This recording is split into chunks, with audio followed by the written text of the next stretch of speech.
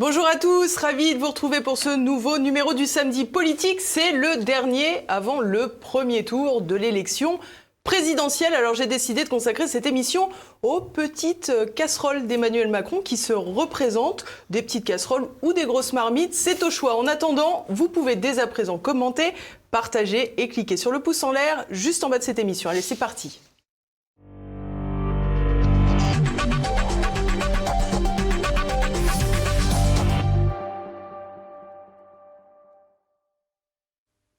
Et à mes côtés pour cette émission, Philippe Prigent. Bonjour maître. Bonjour.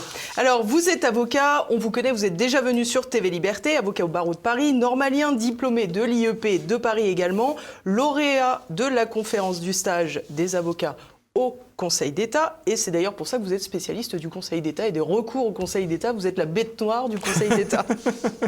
Alors, maître Prigent, pour commencer, mercredi, on apprenait que le PNF, le Parquet national financier, ouvrait une enquête préliminaire pour blanchiment aggravé de fraude fiscale après le rapport du Sénat, de la commission d'enquête du Sénat sur le recours au cabinet privé par l'État.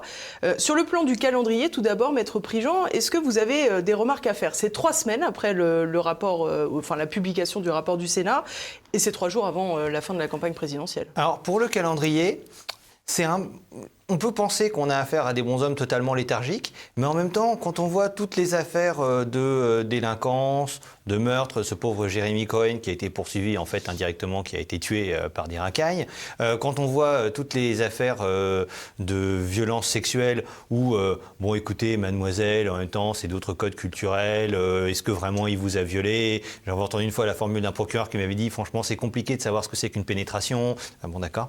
Donc dans ce genre d'idée authentique de la part du proc. Et là vous vous dites, 3 semaines pour ça. Après tout, on est dans les standards de la justice du tiers-monde qui est devenue la justice française. Donc, oui, il y a peut-être quelques centaines de millions d'euros qui ont été gaspillés. Bon, ça arrive. Qui n'a jamais jeté 100 millions d'euros par la fenêtre que celui-là lui jette la première pierre. Et ensuite, on compare à l'affaire Fillon. Et là, on se dit, c'est quand même étonnant parce que le rapport du Sénat parle quand même de montants qui font passer François Fillon pour un voleur de poules, quoi. D'un côté, on a Al Capone, de l'autre, on a un gitan. Et de l'autre, et là, on se dit, c'est un peu étonnant de voir la comparaison. On se dit, tiens, c'est juste Fillon qui s'en est pris plein la figure. Pas seulement. On regarde par exemple Fabien Roussel. 2000 euros par mois pendant quelques mois, je dis pas que c'est bien. Peut-être qu'il y a eu des tournements, je connais pas. C'est une question de proportion, évidemment. Mais exactement. Le pauvre Fabien Roussel, c'est un peu comme François Fillon, c'est un clochard de la délinquance. Tandis qu'à côté, on a des professionnels aguerris. Et au moins en termes de nombre d'infractions et en montant. Et on se dit, le parquet national financier, sans doute extrêmement léthargique en règle générale dès qu'il s'agit de poursuivre les infractions de la Macronie. On l'a vu avec, et c'est pas seulement le parquet national financier, on l'a vu avec Medji Belgarab. Ce bonhomme est quand même député En Marche, il va semble-t-il être réinvesti. Juste après les élections, il y a quand même 5 ans, c'était les dernières législatives, il avait fracassé le crâne de Boris Faure, qui était un bonhomme du Parti Socialiste, qui en plus était plus petit et avait l'âge d'être son père. Je passe sur le courage. Et il a fallu quand même quasiment 5 ans pour enfin le juger en première instance pour une infraction qui est quand même, il a fracassé le crâne de quelqu'un. Moi, je suis politisé, je le reconnais. Il a une belle balafre d'ailleurs. Voilà, j'ai jamais eu l'idée de fracasser le crâne d'un bonhomme. Parfois, j'ai une remarque un peu acerbe, mais c'est le maximum. Ça, on vous croit volontiers. Effectivement. Et là, en termes de calendrier, on se dit, il y a une justice pour abattre les adversaires politiques qui est extrêmement rapide, et d'ailleurs extrêmement sévère. Et à côté de ça, il y a une justice pour les copains. Et là, on se dit, en fait, quand il s'agit de poursuivre les infractions commises par la Macronie, on retombe dans le traitement normal des affaires qui est, vous avez été violé il y a 4 ou 5 ans, votre fils est mort, en même temps, on ne fait pas d'omelette sans casser des œufs. Donc, visiblement, en termes de calendrier, ils ont fait tout ce qu'ils pouvaient pour ne pas ouvrir avant le premier tour. Puis, comme ça se voyait, ça commençait quand même à beaucoup se voir. Au point carrément que Marianne avait publié une tribune de magistrats qui réclamait l'ouverture d'une enquête par le PNF. Ils doivent être scandalisés. C'est-à-dire que, d'ailleurs, et vous avez tout à fait raison de mentionner cette tribune, et c'est important, je crois, pour nous tous de nous dire, il ne faut pas dire les magistrats pensent ceci ou les magistrats pensent cela. Comme tout le monde, il y a toutes les opinions. De toute façon, vous réunissez 15 personnes dans une pièce, vous avez déjà un désaccord. Probablement moins d'ailleurs. Et là, beaucoup de magistrats dans notre pays sont intègres et se rendent bien compte que c'est scandaleux. Moi, j'ai eu l'occasion, en tant qu'avocat, c'est une chance professionnelle, de pouvoir discuter avec certains d'entre eux, mais qui sont écœurés de voir ce qui se passe. Et le problème, c'est qu'au parquet national financier, dans un certain nombre de parquets et de juridictions d'instruction, c'est là qu'il y a des magistrats qui, en plus, nuisent à la réputation de tous de façon profondément injuste, parce que la plupart des magistrats sont des gens compétents et intègres, et qui se disent, mais en fait, on voit la partie émergée de l'iceberg, et la partie émergée de l'iceberg nous fait passer pour des sagouins, ce qui est complètement injuste. Et là, effectivement, ça se voyait tellement, à la fois vis-à-vis du public, et dans le, on va dire, le milieu judiciaire, qui est un petit milieu en France de gens qui parlent d'affaires judiciaires, pour se lever le matin et avoir envie de parler du code de procédure pénale, il faut avoir un état d'esprit particulier. Je l'ai, mais c'est quand même spécial. Donc, dans ce petit milieu-là, ça commençait vraiment aussi à se voir. Et vous vous retrouvez à dîner avec quelqu'un et, Jean-François, là, ça se voit un peu trop que tu es en train d'enterrer les affaires. Donc, quand les gens vous le disent trop et qu'en plus ça se voit, vous vous dites, je vais essayer de faire quelque chose. Sauf que ils le font sur une mini-infraction pour essayer de cacher la partie de très loin la plus grave de l'affaire. Oui, bien sûr. Alors, lors de la commission au Sénat, justement, parmi les personnes qui ont été interrogées, je vous propose qu'on réécoute un des directeurs associés de McKinsey, le fameux, maintenant désormais célèbre, Karim Tadjeddine. Et puis, je vais vous écouter ensuite parce que je pense que vous aurez plein de choses à me dire sur ce témoignage. Madame la rapporteure, je vais répondre à vos questions. Je rappelle que j'interviens en tant que responsable du pôle secteur public et pas en tant que directeur général de McKinsey France. Voilà, je précise ce point. Et voilà. McKinsey France est enregistré auprès du registre des sociétés. L'ensemble des contrats de travail est porté par cette société de droit français et l'ensemble du chiffre d'affaires est porté par cette société de droit français. L'élément que vous mentionnez, c'est que nous sommes organisés en forme de succursale. Voilà, rapportant à l'entité mère qui est basée au Delaware, mais l'ensemble de nos activités, secteur public, secteur privé et l'ensemble des contrats de travail sont portés par cette société de droit français. Que ça signifie que vous êtes soumis aux impôts français comme n'importe quelle société ? Bien sûr, Monsieur le Président. Merci. Et je le dis très nettement, nous payons l'impôt sur les sociétés en France et l'ensemble des salariés qui travaillent sont dans une société de droit français qui paye ses impôts en France.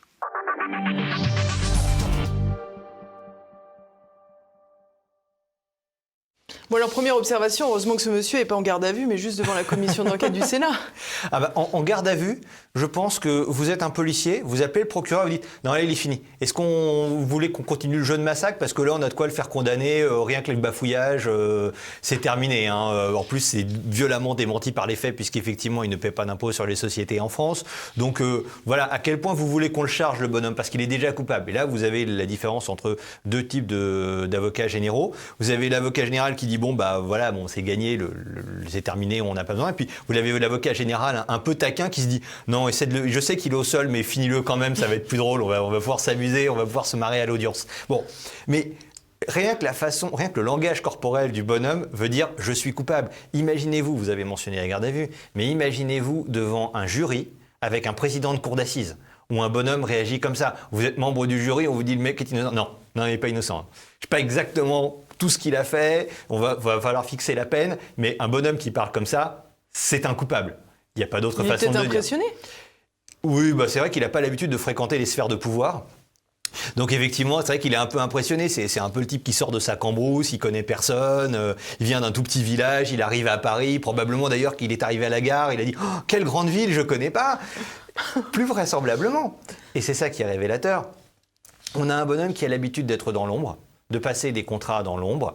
Et bon, en réalité, c'est un charlatan. Hein. McKinsey, on le voit bien, les types sont des nuls. Hein. Quand vous voyez McKinsey, c'est en charge quand même de la campagne de vaccination, avec des moyens bien supérieurs. Les quasi-vaccins ont été quand même déployés beaucoup plus lentement en France qu'en Angleterre. Je ne parle même pas du fait qu'ils conseillaient le ministère de la Santé avant. Donc, par exemple, la gestion des masques, c'était eux. Bon, dans n'importe quelle activité à peu près normale, on dit au bonhomme, écoute, ton stage de fin d'études était très intéressant. Maintenant, il va falloir que tu ailles ailleurs et puis il faut peut-être essayer de changer de métier, quoi. Devenir balayeur, serveur, enfin, j'en sais rien, quoi. Mais visiblement, pas faire du conseil stratégique parce que ça, c'est pas possible.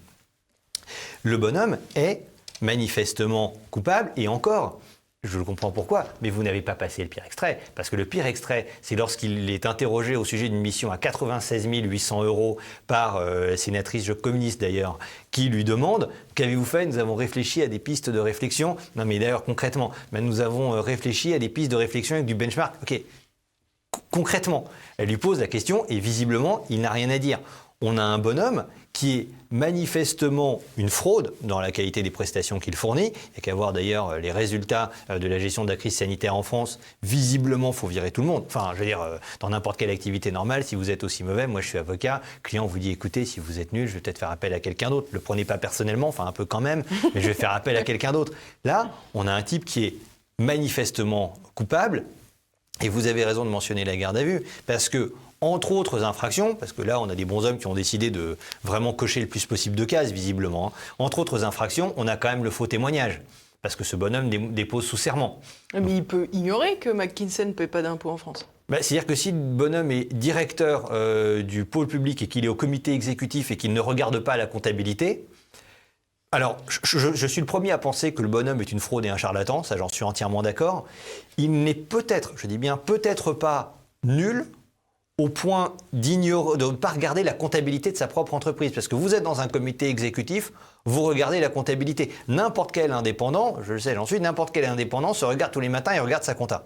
Première chose que vous faites quand vous avez une activité. Quand vous êtes au COMEX de McKinsey, une fois par mois, vous regardez un peu où vont les sous, qu'est-ce qui rentre pas. Je pense d'ailleurs que si dans son département, l'État, heureusement l'État macronien lui paie beaucoup et rubis sur l'ongle ses prestations, mais si les factures n'étaient pas réglées, il serait probablement là en train de s'agiter. Donc visiblement, il est au courant et visiblement, comme il vient représenter McKinsey, il s'est renseigné. On ne se pointe pas comme ça, rien du tout, devant une commission d'enquête, et à ce moment-là, il aurait pu dire « je ne sais pas ». D'ailleurs, ce que vous disiez sur le faux témoignage, s'il avait dit « je ne sais pas », il n'y aurait pas eu de faux témoignage. Il dit « bon, vous ne savez pas, vous êtes un charlatan, il y a plein d'éléments qui confirment ça à côté ». Là, il a affirmé. Et quand vous affirmez sans savoir, c'est aussi un faux témoignage. D'ailleurs, il reprend la parole pour l'affirmer en plus. Exactement. Le bonhomme devrait, en plus de toutes les autres infractions, mais il devrait être poursuivi pour faux témoignage. Alors, vous disiez tout à l'heure que c'était une personne qui avait l'habitude des sphères de pouvoir. Il faudrait quand même rappeler que ce monsieur siégeait dans la commission Attali, aux côtés d'Emmanuel Macron, aux côtés d'autres d'ailleurs consultants de chez McKinsey. Et il a ensuite participé très largement à la campagne de 2017 d'Emmanuel Macron aussi. Là, il y a un aspect renvoi d'ascenseur qui est tellement transparent que ça en devient caricatural. Je disais que les bonshommes avaient essayé de commettre un bon nombre d'infractions pénales pour voir ce que ça faisait. Visiblement, il y avait une sorte de défi. Vous savez, si c'est un peu un jour une infraction, bon, pourquoi pas. Et le deuxième aspect est effectivement le renvoi d'ascenseur. Participer à une campagne électorale prend du temps. Je connais beaucoup de gens qui ont participé à des campagnes électorales, qui ont fait des programmes. Et en fait, vous avez deux options. La première, c'est que vous faites appel au bénévolat, sauf que le bénévolat est par nature limité. Je veux dire, vous pouvez avoir des gens qui sont très motivés, mais d'une part, ils ont un travail, d'autre part, ils ont souvent une famille ou une amie. Et à un moment, un vendredi soir, ils peuvent préférer passer la soirée au restaurant avec la femme qu'ils aiment, plutôt que d'aller faire de la politique et de revoir des slides à présenter aux militants. Ça peut se comprendre, même vous êtes très motivé, mais bon, de temps en temps, vous avez une vie personnelle. Ou alors, vous avez l'option Macron qui est de dire, attendez, venez travailler chez moi. En réalité, gratuitement, c'est pas mis dans les comptes de campagne. D'ailleurs, si on avait eu une commission nationale de campagne qui avait regardé, elle aurait dû se dire, tiens, c'est un peu étonnant tous ces bonshommes. Mais bon, qui sont censés faire du bénévolat tout en continuant à être payés par McKinsey et qui, ensuite, obtiennent un renvoi d'ascenseur. Parce que une entreprise comme McKinsey ne fait pas de cadeaux. Ce sont des gens qui sont extrêmement cupides. Quand ils font quelque chose, c'est pour que ça leur rapporte. Imaginez que je vous dise, moi, en tant qu'avocat, j'ai donné des conseils importants. J'ai travaillé pendant plusieurs semaines ou plusieurs mois gratuitement pour un candidat à la présidentielle. Et puis une fois que le candidat a gagné, j'ai obtenu des très très très juteux marchés publics de conseils pour le secrétariat général de l'Élysée ou le secrétariat général de l'administration. Vous diriez, attendez, ce bonhomme a travaillé gratuitement pendant des mois, après il obtient des contrats super rentables. Le travail, bon, visiblement, il n'y en a pas beaucoup. Il y a quand même des PowerPoint pour expliquer on va faire du Lego Serious Play. Bon, voilà, c'est pour dire aux gens de jouer au Lego. On n'a peut-être pas besoin de payer ça des centaines de milliers d'euros. Donc là, vous dites, ça a l'air un peu transparent ton histoire. Ne me prends pas pour un imbécile. Et McKinsey nous explique que tout ça est un hasard. Visiblement non. Il y a eu renvoi d'ascenseur, d'autant que... Oui, et puis Tadjedine n'est évidemment pas un cas isolé. Il y a beaucoup de gens qu'on retrouve soit dans la commission Attali, ensuite dans la campagne et qui sont passés par McKinsey. On pense aussi à une certaine Marguerite Cazeneuve qui était dans l'appareil d'En Marche et qui continuait de visiter Tadjedine justement au sein de McKinsey pendant la campagne, puis pendant le quinquennat, alors qu'elle était extérieure à McKinsey. Enfin, on voit qu'il y a une imbrication très claire. Il y a une phrase de Ruy Blas magnifique, de Victor Hugo, où Ruy Blas qui arrive et qui essaie de remettre un peu de l'ordre dans l'Espagne qui est en train de s'effondrer à la fin du siècle d'or, voit ce qui était à une époque les grands d'Espagne, qui en fait sont en train de se partager le royaume et de prendre ses dépouilles, et de le tuer d'ailleurs par leur action, et commence à entrer en scène « Bon appétit, messieurs ». Et c'est exactement ça. Nous sommes dans le festin de Ruy Blas avec ce qui était à une époque les grands d'Espagne. Eux, ils avaient les grands d'Espagne, nous avons les petits de France. Et nous, on a toute cette bande de médiocres qui s'enrichissent fabuleusement sur le dos de l'État. Et les montants sont quand même choquants. La comparaison avec Fabien Roussel ou François Fillon est frappante. Fabien Roussel, c'est peut-être quelques centaines, peut-être 1 000 euros par mois de prestations excessives. Pendant quelques mois, François Fillon, c'est pendant plus de 20 ans, au total, on arrive presque à 1 million. Il y a une histoire de costumes. Alors, je veux bien que ça pouvait être de très beaux costumes. Enfin, c'est juste un costume, ou 1 ou 5 costumes. C'est pas de l'argent public, en l'occurrence, les costumes. Pour les costumes, c'était pas d'argent public. Puis, bon, le costume ne vous coûte pas 100 000 euros quand même. Un très, très, très beau costume, j'imagine que ça peut atteindre les 10 000 euros maximum. Enfin, bon, ça ne peut pas aller au-delà. Ici, on parle de montants qui sont infiniment supérieurs. C'est-à-dire que quand je disais que c'est la comparaison entre un gitan et Al Capone, mais c'est vraiment ça. C'est-à-dire qu'on, pour l'instant, on a un parquet national financier. Imaginez que c'était les bonshommes qui s's'occupaient de la répression du trafic de drogue. Ils vous diraient, bon, le petit chouf de 16 ans qui fait le guet, bon, celui-là, on va le poursuivre impitoyablement. Puis par contre, non, le baron de la drogue, vas-y, assieds-toi, Ramon, t'es le bienvenu ici, on va quand même pas t'embêter. Non, on va embêter le chouf, par contre, si tu veux bien. Alors, j'ai une question peut-être un peu innocente, mais on sait que la morale est une chose, la loi en est une autre. C'est pas toujours dans le même sens, et que l'optimisation fiscale et la fraude fiscale sont aussi deux choses différentes. Est-ce qu'il est possible d'imaginer qu'une entreprise comme McKinsey, dont des activités ont lieu en France, avec un chiffre d'affaires entre 3 et 400 millions d'euros par an, je crois, qu'en ne payant aucun impôt sur les sociétés en France, elle soit toutefois en règle avec le fisc français? Non. Non, et vous allez très vite comprendre pourquoi. Le conseil, c'est une activité où il y a assez peu de coûts. Vous avez une usine d'aluminium, il faut faire rentrer tous les l'aluminium, il faut le transformer. Bon. Vous avez des éoliennes ou une centrale nucléaire. La machine vous coûte une fortune. Beaucoup d'activités donc, ont des coûts extrêmement élevés. Fabriquer des voitures, les usines par exemple Tesla, il y a énormément de coûts entrants. Et donc, vous pouvez exploiter votre activité et parfois ne pas vraiment gagner d'argent, ou peu d'argent. Vous êtes McKinsey, c'est très différent. Vous êtes McKinsey, fondamentalement, vous avez seulement des salaires à payer et des locaux. Mais bon, vous avez juste des bonshommes à mettre dans des locaux. Et que nous dit McKinsey?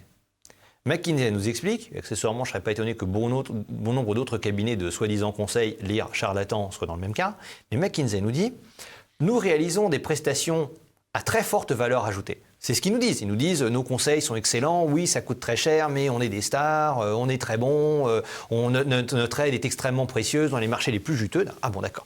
Donc si je comprends bien, vous avez une structure qui n'a pas de coût réel pour faire travailler, normalement. C'est juste des locaux et des bonshommes à payer. Ben, comme dans toute entreprise, l'idée c'est que les profits soient supérieurs au salaire, hein, sinon personne ne se lancerait dans une entreprise. Donc vous avez une entreprise où vous êtes censé fournir des prestations à extrêmement forte valeur ajoutée, avec des coûts faibles par rapport à l'immense majorité des autres entreprises. Le conseil, c'est comme avocat, c'est une des activités où il y a le moins de coûts. Il y en a, mais c'est là où il y a le moins de coûts. Et vous n'avez pas de bénéfices. Attendez, c'est pas possible. Vous êtes censé être des stars qui nous fournissez des conseils géniaux, absolument irremplaçables, et vous ne gagnez pas d'argent. Moi, je suis avocat, je peux vous garantir que tous mes confrères qui sont considérés comme très bons, il y en a un bon nombre, il y a plusieurs milliers d'avocats qui vivent très bien dans ce pays, mais ils ont tous des bénéfices en fait. Parce que quand vous êtes très bon dans votre domaine, et que vous avez des coûts relativement faibles, mais vous gagnez bien votre vie. D'ailleurs, il n'y a qu'à voir le costume du type, visiblement, ce n'est pas un clochard. Donc, vous avez une activité qui est censée générer énormément de valeur ajoutée et qui n'en génère pas, soi-disant fiscalement. Ben, qu'est-ce que ça veut dire? Ça veut dire qu'il y a une entourloupe. Vous ne pouvez pas dire ce que je fournis grâce à mes consultants qui sont situés en France et qui conseillent le gouvernement français a une valeur énorme. J'ai une valeur énorme, je n'ai quasiment pas, j'ai des coûts très faibles et je n'ai pas de bénéfice. Ah ben non, si tu fais rentrer 300 en valeur et que tu as 50 en coût, normalement il y a 250 de gains au milieu. Quelle est la combine? La combine est ce qu'on appelle les prix de transfert. C'est-à-dire que McKinsey France, en réalité, payent à un tarif beaucoup trop élevé des soi-disant prestations délivrées par d'autres sociétés du groupe McKinsey qui se trouvent être dans le Delaware. Là, vous dites, c'est marrant parce que le Delaware, c'est évidemment un paradis fiscal. Hein. Je veux dire, c'est comme la Sicile en matière de marché public. Quoi. Vous voyez ça, vous dites, ah ok, d'accord, je comprends. Non mais c'est vraiment ça le Delaware. Hein. Je pense que il y a des pays auxquels on pense, comme le Luxembourg ou le Liechtenstein, qui sont moins corrompus que le Delaware. Enfin, moins corrompus, moins favorables à la fraude fiscale. L'État de Joe Biden, hein, L'État de Joe Biden, d'ailleurs, mais il y a de l'argent. Précision méchante, mais il y a de l'argent, l'argent, quoi. Voilà.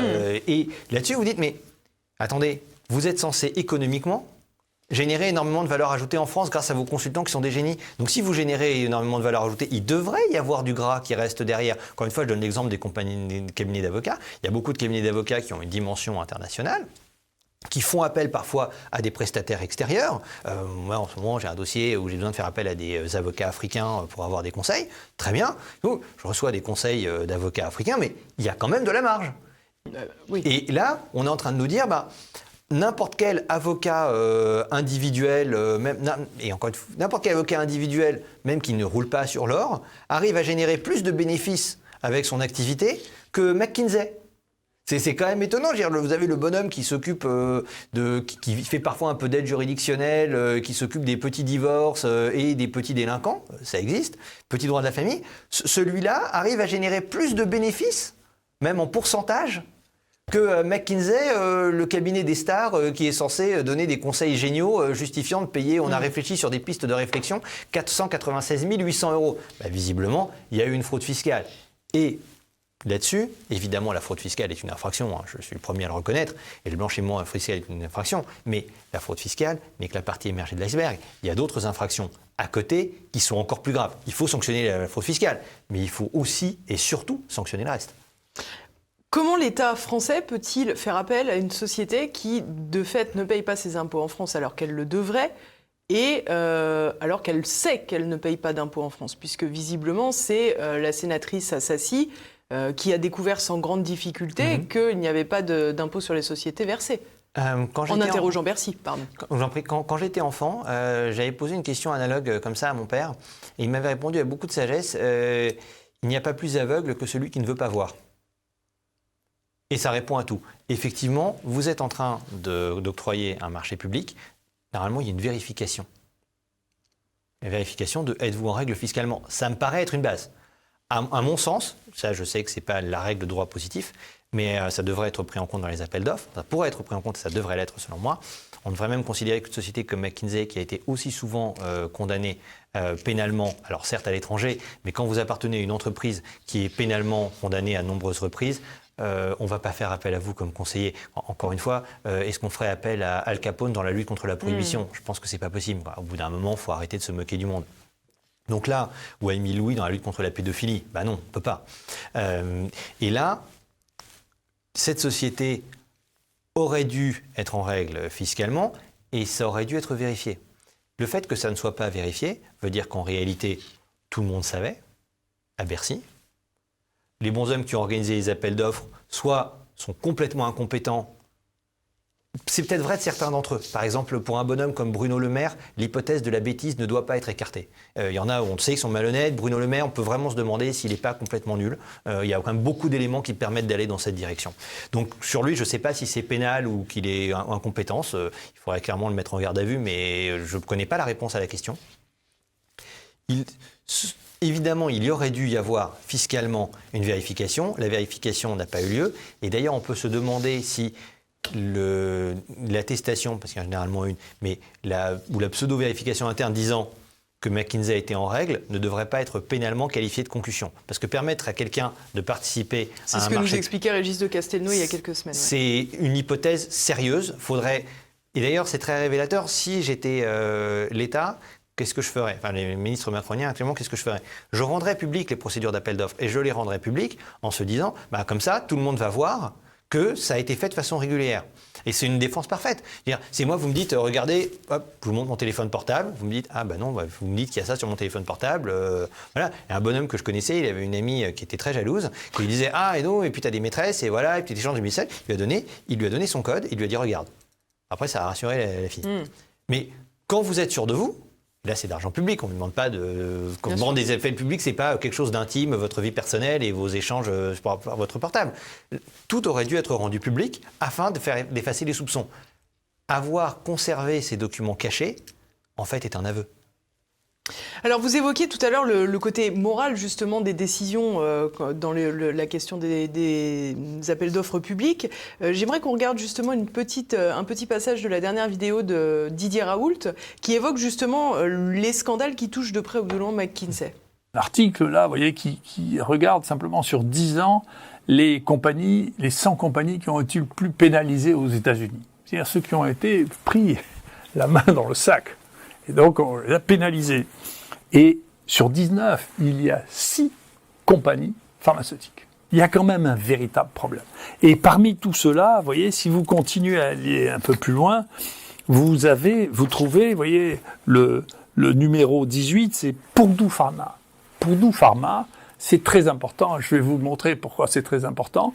Il faut que vous sachiez que Purdue Pharma, c'est McKinsey qui l'a conseillé. Et les conseils de McKinsey ont été tellement appréciés qu'ils ont dû payer 575 millions de dollars pour arrêter les poursuites. Vous savez, aux États-Unis, si vous payez, vous pouvez arrêter les poursuites. 575 millions de dollars pour quelque chose. Pour Purdue, je vais vous montrer ce que ça a donné, Purdue, avec les opiacés. Purdue, on a considéré que la crise des opiacés, la crise des médicaments qui n'ont pas été prescrits pour améliorer la santé des gens, mais pour gagner de l'argent, a tué peut-être 500 000 personnes.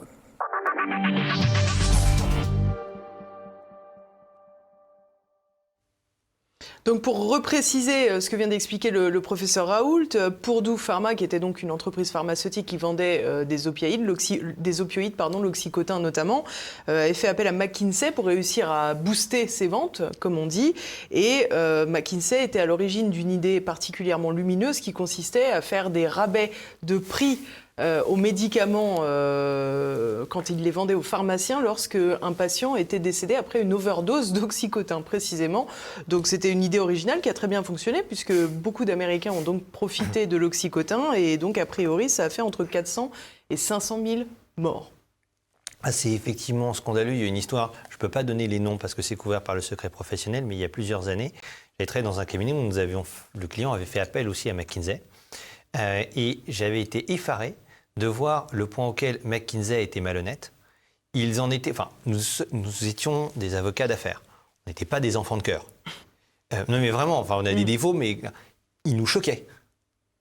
Mais en tant qu'avocat, ayant l'habitude de défendre des types qui parfois étaient étaient malhonnêtes, des grosses sociétés qui parfois étaient malhonnêtes, parfois ils étaient honnêtes et étaient poursuivis à tort, nous étions effarés entre nous. Et les associés nous disaient, ouais, bon ça c'est McKinsey, c'est un autre monde. Mais comme ils auraient pu nous dire, ouais, tu vis en France, là on est allé à Naples, autre rapport au monde, autre culture. Ne sois pas choqué de choses que tu ne verrais pas normalement. On a affaire à des gens qui sont extrêmement malhonnêtes et qui ont une réputation d'ailleurs de bons hommes extrêmement malhonnêtes. Dans le milieu, vous cherchez un type qui fait des coups tordus, McKinsey vient en tête de liste. Et il y a un problème de morale, vous avez entièrement raison, et il y a aussi un problème d'efficacité. Et souvent, j'espère ne pas vous choquer, mais quand il s'agit des intérêts publics, je suis encore plus choqué par l'inefficacité ou l'incompétence que par l'immoralité. Vous allez comprendre. On a des bons hommes dont on sait que le talent est de manipuler, de mentir, de n'avoir aucun égard pour la santé réelle des gens, et on dit on va leur confier la gestion d'une crise sanitaire. Encore une fois, c'est comme si demain, on décidait de faire appel à Marc Dutroux dans la lutte contre la pédophilie. C'est juste pas possible, en fait. Ces gens-là, on le sait, sont extrêmement malhonnêtes, sont incompétents, et donc ils devraient être exclus. Incompétents quand il s'agit d'obtenir des vrais résultats, parce que du point de vue résultats sanitaires dans les opiacés, ça a augmenté les ventes, mais il y a quand même des gens qui sont morts. Vous êtes un État, vous ne devez pas vous dire comment vais-je faire pour fourguer le maximum de produits médicaux, c'est comment vais-je faire pour sauver les vies et protéger la santé de ma population. Un État ne doit pas se dire je suis là pour vendre le plus possible. C'est pas comme ça qu'on doit raisonner lorsqu'on est en charge des intérêts publics. Et McKinsey, qui n'a aucune compétence réelle pour obtenir des vrais résultats, on l'a vu, la logistique par exemple du déploiement. Peut-être que les objectifs qu'on lui a fixés n'étaient pas les bons. Et peut-être que les objectifs n'étaient pas les bons, exactement. Mais alors là, ça pose une question on revient à ce que tu disais, de détournement de fonds publics. Parce que le but de l'État ne doit pas être « je fais appel à quelqu'un en réalité pour savoir comment manipuler ma propre population ». On ne peut pas dire aux gens « vous allez payer des impôts qui vont être utilisés pour savoir comment vous volez et comment vous maltraitez ». C'est scandaleux ça. Moi je veux bien payer des impôts pour des infirmières. Je pense d'ailleurs que si on avait pris tout l'argent qu'on a donné au cabinet de conseil pour le donner des heures sup aux infirmières, la crise sanitaire aurait été beaucoup mieux gérée, et pas que la crise sanitaire d'ailleurs. Bon ça c'est un détail. Avec 2,4 milliards, il y a moyen de payer des heures sup à des infirmières. C'est clair. Donc, puis elles font un vrai travail, quoi. Karim Tadjedine, je ne vois pas exactement sa valeur ajoutée. Enfin, à part réfléchir à des pistes de réflexion, mais enfin, je pense que ça ne vaut pas une infirmière qui s'occupe d'un patient. Et là-dessus, on a visiblement affaire à une entreprise qui n'a pas de compétences réelles à proposer, qui est extrêmement malhonnête et de ce fait devrait être exclue des appels d'offres. Et effectivement, là-dessus, pour l'aspect pharmaceutique, professeur Raoult a raison, l'industrie pharmaceutique est effectivement une des plus malhonnêtes, peut-être aussi en raison de la peur, de l'opacité. Les gens comprennent moins de quoi on est en train de parler. Rien que les maths sur les produits pharmaceutiques, les gens ont souvent beaucoup de mal à comprendre de quoi on parle. Vous plaidez parfois au Conseil d'État, vous vous dites que le niveau de mathématiques, j'espère que quand mon enfant de 12 ans arrivera à 12 ans, il sera meilleur. Donc, les gens n'y comprennent pas grand-chose. En plus, ils ont peur de la mort. Donc, ça peut aboutir à des réactions irrationnelles qui sont tout à fait compréhensibles. Moi, je suis jeune et en bonne santé. Quand j'aurai 80 ans, j'aurai probablement très peur de la mort. Enfin, je ne sais pas, mais très probablement. Donc, c'est une industrie où il y a des gens extrêmement malhonnêtes. Et en plus de tout cela, quand on connaît les liens entre McKinsey et les entreprises pharmaceutiques, on se dit, si on est un décideur public intelligent, mais je ne peux pas confier un marché public de conseil à McKinsey, puisque McKinsey est dépendant. McKinsey ne peut pas dire, et tout le monde sait ce qui va se passer, mais McKinsey ne peut pas dire dans une réunion publique « il ne faut pas travailler avec Pfizer ». On sait très bien qu'ils ne peuvent pas le faire. En tant qu'avocat, il y a une règle qui nous est imposée. Et alors pourquoi, justement, est-ce que vous pouvez nous expliquer pourquoi ils ne peuvent pas le faire actuellement ? Vous êtes... alors, ce n'est pas une impossibilité juridique, c'est vrai. C'est une impossibilité comptable, mais c'est souvent encore plus fort que les impossibilités juridiques. Vous êtes McKinsey, vous savez que l'un de vos plus gros clients, sinon le plus gros, c'est le secteur pharmaceutique. Donc, vous ne pouvez pas être un ennemi des laboratoires pharmaceutiques. Qu'ils aient raison ou tort, c'est juste impossible en fait. Vous allez voir John de la Compta en lui expliquant qu'on va critiquer les laboratoires pharmaceutiques, il vous dit ça ne va pas être possible. Littéralement, ça ne va pas être possible. Mais de la même manière que quand vous êtes un avocat et que vous êtes, par exemple, avocat d'un certain type d'industrie, on sait très bien, et c'est humain, et simplement il faut le prendre en compte, on sait très bien que si votre chiffre d'affaires provient énormément d'une industrie, vous n'allez pas critiquer cette industrie. Vous êtes l'avocat, par exemple, des importateurs de textiles chinois en France. Ça peut arriver, je ne sais pas quel est le confrère qui est en charge de ça, mais il y en a qui sont en charge de ça. Alors, le bonhomme ne va pas vous expliquer qu'il faut arrêter l'importation de textiles chinois. Ou en tout cas, si on lui demande son avis en tant que conseil, il va vous dire non, c'est pas mal le textile chinois, il y a plein d'éléments qui font que ça a un certain intérêt. Et on le comprend humainement. Simplement, dans le processus d'attribution du marché public, vous réfléchissez 30 secondes, ce n'est pas un raisonnement extrêmement compliqué que je viens de vous présenter, je crois, mais vous réfléchissez 30 secondes, vous vous dites on ne peut pas confier un marché public à des gens pareils parce qu'ils sont évidemment en conflit d'intérêts et ils vont évidemment nous mentir pour favoriser leurs clients et pour montrer à leurs clients « Regardez, j'ai eu un marché public, j'ai essayé de vous avantager ». Il était évident qu'on allait aboutir à ça. Vous faites appel à un cabinet comme McKinsey par exemple, il y a beaucoup d'autres problèmes, mais dans la stratégie des quasi-vaccins expérimentaux, mais évidemment que McKinsey va vous dire que c'est bien. Entre parenthèses, McKinsey conseillait une entreprise australienne, me semble-t-il, qui travaillait précisément sur le développement de vaccins à ARN messager. Mais évidemment. Faut penser, avant de penser droit est très important, il faut penser John ou Gérard, il y a l'équivalent dans tous les pays, de la compta. Vous allez le voir, ce que je vous disais tout à l'heure, toute entreprise, et McKinsey est une entreprise, toute entreprise commence par regarder, où est-ce qu'on gagne de l'argent et où est-ce qu'on en perd. C'est le travail de base. Vous regardez une entreprise comme McKinsey, ils ont payé 575 millions de dollars sur une affaire et il y aura peut-être des dommages et intérêts derrière, je ne sais pas exactement l'accord, mais au moins vis-à-vis du procureur, ils ont payé 575 millions de dollars. Pour arrêter les poursuites. Et ils continuent à travailler dans le pharma. Donc si vous prenez 575 millions et que vous continuez à travailler dans le domaine, c'est que vous vous dites Bon, les 575 millions, c'est un peu dommage, mais ça reste rentable. Oui, bien sûr. Donc si ça reste rentable en ayant perdu 575 millions, c'est qu'à la base, vous avez quand même touché plutôt pas mal. Et une entreprise Le problème, comme c'est celle-là qu'on a continuera. le sentiment, Philippe Prigent, que si on retire McKinsey des cabinets de conseil parce qu'ils ont été condamnés ou qu'ils ont payé pour éviter les condamnations, si on retire Pfizer des laboratoires pharmaceutiques dont on peut, entre guillemets, se servir parce qu'ils ont été condamnés. Il y a aussi Johnson & Johnson, on le voit d'ailleurs dans la vidéo du professeur Raoult, on va manger des plantes Alors, et on aura plus de cabinet de conseil. C'est là que je fais une énorme différence entre Pfizer, Johnson & Johnson, AstraZeneca et ainsi de suite, et les McKinsey et autres. McKinsey et autres produisent quand même essentiellement du vent.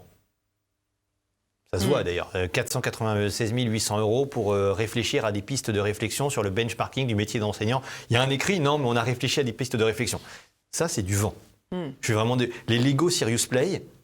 On va jouer au Lego en train de décideurs publics pour essayer de se former à la prise de décision. Non. On ne peut pas facturer de faire jouer au Lego des gens. Ça, c'est vraiment du vent. Et si nous étions en fin de soirée et que j'avais un peu bu, j'emploierais un mot sans doute un peu plus vulgaire. Donc là, il n'y a rien. Et en plus, ces gens-là sont dans une mission de conseil vis-à-vis de l'État. C'est-à-dire, un conseil, qu'est-ce que c'est ? C'est comme un avocat, c'est pas le seul, mais c'est le bonhomme en qui vous pouvez avoir confiance. C'est-à-dire qu'il doit être compétent et vous devez avoir confiance en lui. Sinon, ça ne sert à rien de faire ce métier. Moi, je suis en tant qu'avocat. Si mon client n'a plus confiance en moi, ça n'a plus vraiment de sens de continuer à travailler ensemble. Donc, ce sont des gens qui ne servent à rien et en plus dans lesquels on doit avoir confiance. Pfizer, Johnson et AstraZeneca sont des activités complètement différentes. Déjà, ils ne produisent pas du vent. C'est-à-dire, on peut être pour ou contre leurs produits, mais à un moment, il y a quelque chose qui sort quand même des usines. Ce n'est pas des PowerPoint sur jouer au bateau pirate. Et il y a beaucoup de domaines où l'industrie pharmaceutique a apporté énormément en matière de soins. J'ai eu des proches qui ont été soignés pour des cancers. C'était des traitements effectivement très chers, mais il y a des traitements qui ont prolongé leur vie, qui ont pu être très efficaces. La chimiothérapie aujourd'hui, c'est très efficace. Les antibiotiques sont très efficaces. Dans beaucoup de domaines, ça ne veut pas dire tout le temps. Donc d'une part, ils produisent réellement quelque chose. Et ceux-là sont dans une relation beaucoup plus normale avec l'État, parce qu'ils sont sont pas vos conseillers en qui vous avez confiance, ils sont votre vendeur, dont vous allez peut-être acheter les produits. Il y a une vieille règle de droit latin, fondamentalement, en substance, on a encore ça un peu dans le code civil, qui est cavea temptor, que l'acheteur se méfie. Vous êtes un acheteur de n'importe quoi, ça peut être des salades, des quasi-vaccins, des voitures, n'importe quoi. Mais c'est la même logique, hein. Vous dites, il ne serait pas en train de me vendre n'importe quoi, ce type. C'est le premier réflexe que vous devez avoir. Après, si ça se trouve, vous achetez des choses. Hein. Moi, je loue des voitures, j'achète des salades. Donc, ça ne veut pas dire qu'on ne fait rien. Et puis parfois, je suis très rarement malade, mais m'est arrivé il y a quelques temps de prendre un antibiotique. Donc, mais ça veut dire que vous êtes normalement dans une relation de méfiance. Et le type vient avec normalement l'équivalent d'un gros écritoire, si vous êtes un peu malin, qui est faut vous méfier de moi, à la base je suis là pour essayer de vous vendre le plus de choses au prix le plus élevé, et bon, si la qualité n'est pas vraiment au rendez-vous mais que je suis payé, c'est quand même bien pour moi. Donc il faut traiter complètement différemment les cabinets de conseil qui visiblement ne servent pas à grand-chose. En tout cas, les cabinets auxquels on a fait appel n'ont pas l'air d'avoir apporté quoi que ce soit. Vu l'évolution de la gestion de l'État, tous les bons hommes déjà qui étaient en charge de la santé, le conseil militaire, on aurait tous dû les virer. Il y a un scandale qui a été révélé. Il y a tellement de scandales avec la Macronie qu'on n'arrive pas à se souvenir de tout. Moi, j'ai une chance d'avoir une relativement bonne mémoire. On s'est aperçu qu'on avait des munitions pour faire la guerre pendant 4 jours. Tous les bons hommes qui sont consultants au ministère de la Défense, il faudrait les virer. Hop, allez-vous-en. On va s'acheter des armes. Comme ça, au moins, ça va des munitions. Ça, ce sera plus utile que vos conseils à la noix. Donc, il faut mettre de côté les cabinets de conseil, sauf s'il y a vraiment une prestation qui sert réellement à quelque chose. C'est parfois le cas. C'est juste que, visiblement, quand on regarde le rapport du Sénat, il y en a une grande majorité qui sont des charlatans. Et à côté, il y a des entreprises pharmaceutiques auxquelles on peut faire appel, évidemment, mais il faut se méfier d'elles. Les traiter avec méfiance. Les traiter avec méfiance, mais de la même manière que si vous achetez des fruits, vous essayez de voir s'ils ne sont pas pourris. Vous achetez une maison, vous essayez de voir s'il n'y a pas des termites, et ainsi de suite. Vous achetez une voiture d'occasion, vous dites, elle est vraiment en ETA, cette voiture d'occasion ? On a le sentiment tout de même que ces actions, ces façons de procéder peuvent aboutir donc à des scandales sanitaires. Et ça me fait penser à cette association de victimes du Covid, qui s'est constitué, je ne sais pas si c'est partie civile d'ailleurs, mais en tous les cas qui a souhaité poursuivre McKinsey avec vous, qui êtes son conseil. Pourquoi poursuivre McKinsey quelque part, qui a été employé par l'État, et pourquoi ne pas aller à la Cour de justice de la République ? Alors, la plainte pour l'instant est contre McKinsey, les décideurs publics qui ont participé aux décisions, et pour l'instant, je dis bien pour l'instant, au vu des éléments qui ont été révélés, il n'est pas certain, ça paraît probable, mais il n'est pas certain que les ministres aient participé au processus de décision. Emmanuel Macron, très vraisemblablement, mais ça ne m'étonnerait pas, je ne dis pas que c'est le cas, mais ça ne m'étonnerait pas qu'en fait Emmanuel Macron ait décidé lui-même de l'attribution des marchés publics en contactant directement les hauts fonctionnaires et en considérant que Bruno Le Maire, fondamentalement, n'allait pas lui demander son avis. Je ne suis pas sûr que de façon générale, les ministres dans le quinquennat Macron soient particulièrement consultés pour prendre des décisions. Je peux me tromper, mais j'ai plutôt l'impression qu'ils les traitent comme des domestiques. Alors, on ne peut pas se quitter, Philippe Prigent, sans parler quand même quelques minutes du Rothschild Gate. Évidemment, en résumé, quand Emmanuel Macron était encore banquier d'affaires chez Rothschild, il a participé à une opération colossale de rachat de la branche nutrition de Pfizer par Nestlé. C'est une transaction à 9 milliards d'euros. Emmanuel Macron devait donc avoir touché une coquette somme. On ne sait pas exactement combien. Officiellement, on sait que c'est un peu plus d'1 million, mais a priori, c'est beaucoup plus. C'est du moins ce que pense révéler le scandale du Rothschild Gate. Pourtant, évidemment, le problème réside dans ces déclarations de patrimoine de 2017 et de 2022. En 2017, il avait 610 000 euros de patrimoine. En 2022, 552 000. Alors, il a peu dépensé, sans doute, à la présidence de la République. En tout cas, c'est rémunéré comme métier. Je crois que vous pouvez le confirmer. Donc, il a réussi à perdre de l'argent en 5 ans. Je pense comme à peu près tous les Français, cela dit, depuis qu'il est là.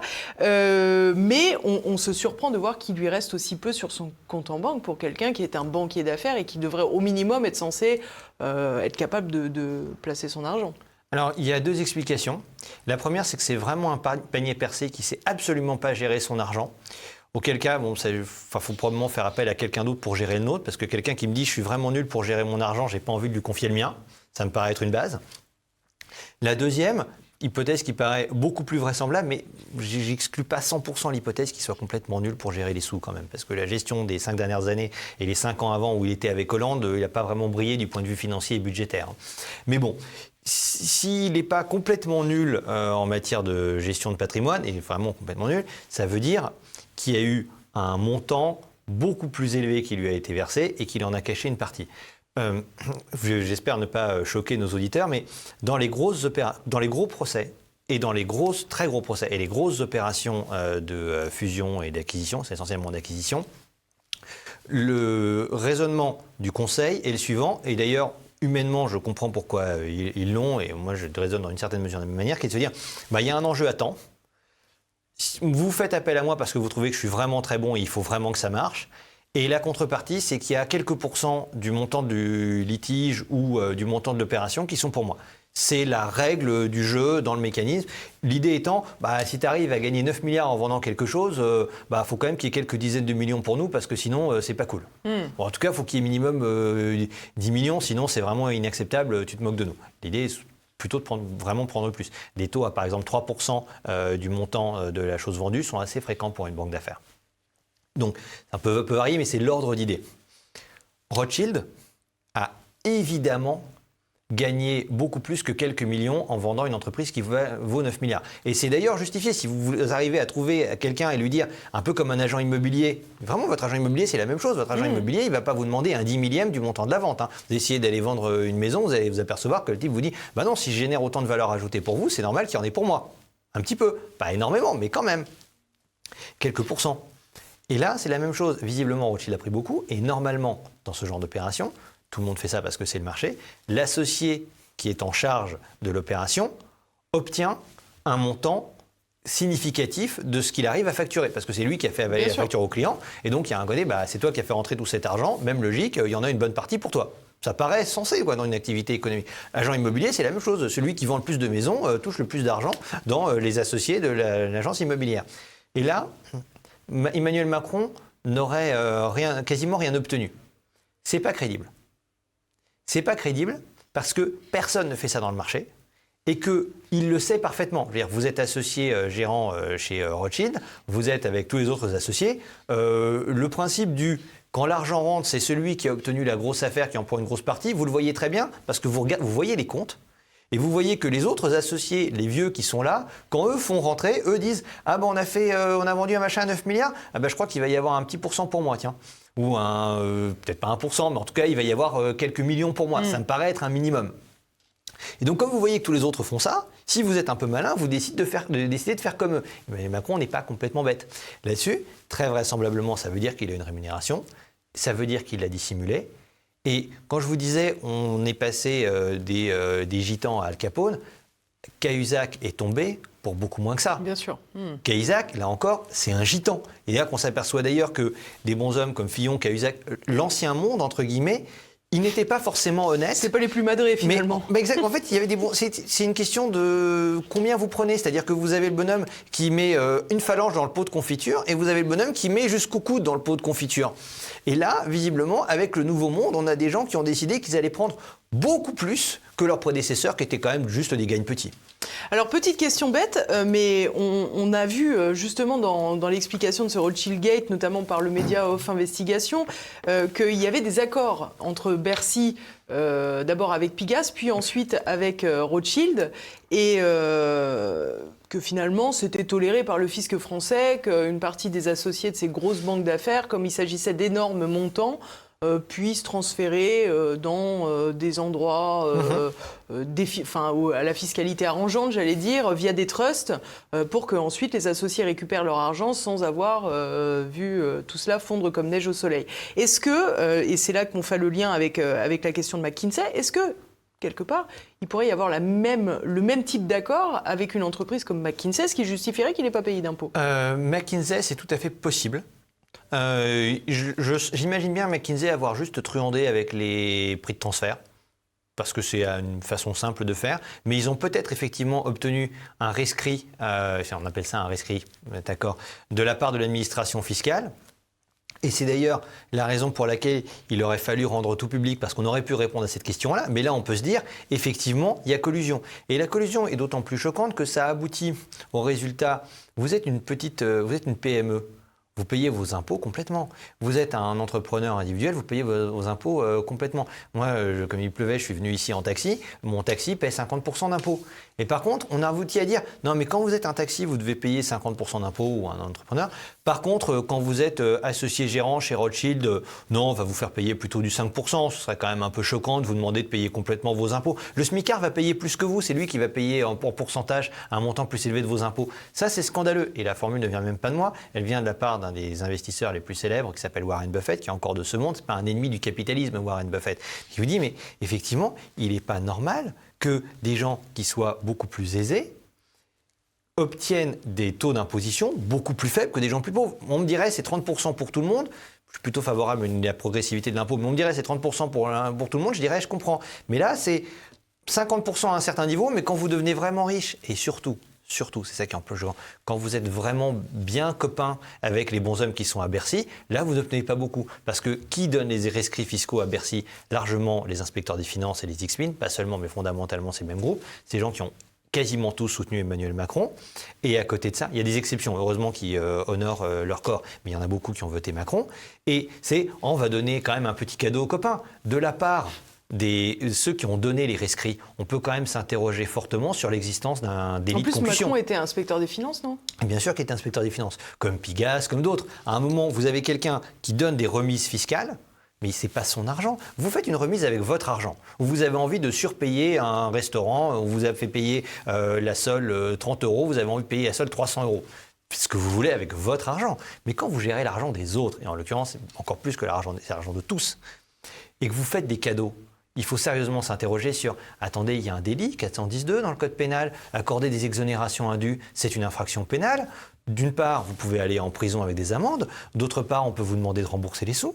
Et là, il y a un bon nombre de bons hommes qui devraient être poursuivis. Moi, j'ai rien contre le fait que Rothschild ou Lazare ou autres, ou des cabinets d'avocats sont même beaucoup plus honnêtes, hein. Mais Rothschild ou Lazare... évidemment. En l'occurrence, oui. Non, mais les mœurs sont différentes, mais oui.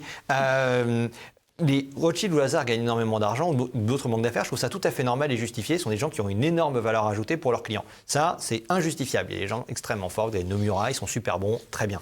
En revanche, à côté, il faut qu'il y ait la même règle fiscale que pour tout le monde. Il ne faut pas dire à un patron de PME ou à un indépendant ou à un smicard, tu vas devoir payer plus d'impôts parce qu'on a fait des cadeaux aux copains inspecteurs des finances qui sont chez Rothschild ou chez McKinsey. Ça, c'est à la fois immoral, inefficace et délictuel. Donc c'est pas trop la République exemplaire? Pas vraiment, non. Enfin, ça dépend aussi. L'exemple, c'est la République de Don Corleone, c'est le cas. Mon père avait une jolie formule. Il disait parfois, quand j'étais jeune et naïf, enfin je suis peut-être encore un peu, il y a des scandales, ce pays-là, étranger, est une république bananière sur le modèle français.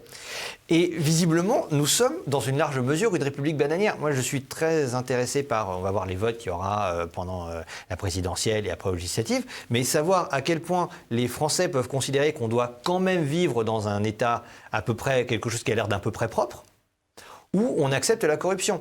Et c'est pas une corruption à la Richelieu ou Mazarin où vous dites, bon, le bonhomme a piqué dans la caisse, mais il a mis à genoux toute l'Europe. Donc, au bout d'un moment, votre éminence, essayez de rester un peu discret, mais on peut comprendre. Là, j'ai pas l'impression qu'on ait été gouverné par des génies qui nous aient impressionnés façon Richelieu ou Mazarin. Hein. On est quand même un petit peu plus bas, visiblement. Donc, on a des gens qui sont extrêmement malhonnêtes et qui se servent, je vous recite à nouveau Ruy Blas, bon appétit, messieurs, qui considèrent la France comme une sorte de dépouille dont on va essayer de prendre le plus d'argent. Je suis curieux, réellement curieux, de savoir comment nos compatriotes perçoivent la corruption à grande échelle.